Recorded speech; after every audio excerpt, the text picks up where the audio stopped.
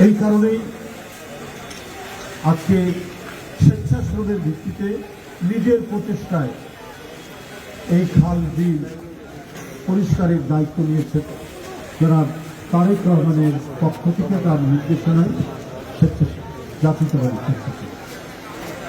এখন তো আর শেখ হাসিনা নেই,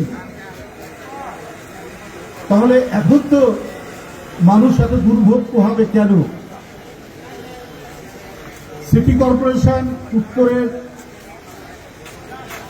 বাবা একটা বিনা ভোটের নির্বাচনে মেয়র হলেন আতিকুল ইসলাম, এবং তার মেয়ের জন্য একটা পদ তৈরি করা হলো সিটি কর্পোরেশনে হিট অফিসার।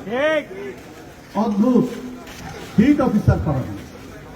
কত কি আমরা রং বেরঙের কথা শুনলাম।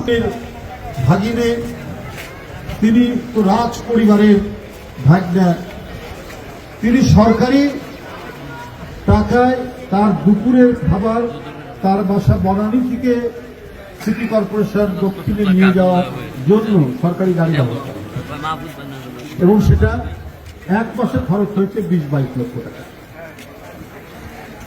এই ছিল কর্মকাণ্ড উন্নয়ন শেখ হাসিনার সময় ছড়িয়ে গণ্য করা। আমরা 16 বছর বিরোধী দল, কিন্তু বিরোধী দল নয়, নিজের বাসায় কেউ ঘুমাতে পারে। এই যে ছেলেগুলো আছে, নিজের বাসায় কেউ ঘুমাতে পারেনি, সবসময় আতঙ্ক থেকে স্ত্রীর কাছ থেকে বিচ্ছিন্ন থেকেছে, শুধুমাত্র গণতন্ত্রের পক্ষে কথা বলার জন্য, শুধুমাত্র অবাধ সুষ্ঠু নির্বাচন নিশ্চিত করার জন্য তারা হয়তো মিছিল করেছে, তারা হয়তো বক্তব্য রেখেছে। এর পরের দিন থেকে তাদেরকে খুঁজে বেড়ানো হয়েছে, তাদেরকে গ্রেপ্তার করা হয়েছে, রিমান্ডের নামে অকথ্য নির্যাতন করা হয়েছে, হাত পায়ের লোক তুলে দেওয়া হয়েছে, চোখ অন্ধ করে দেওয়া হয়েছে।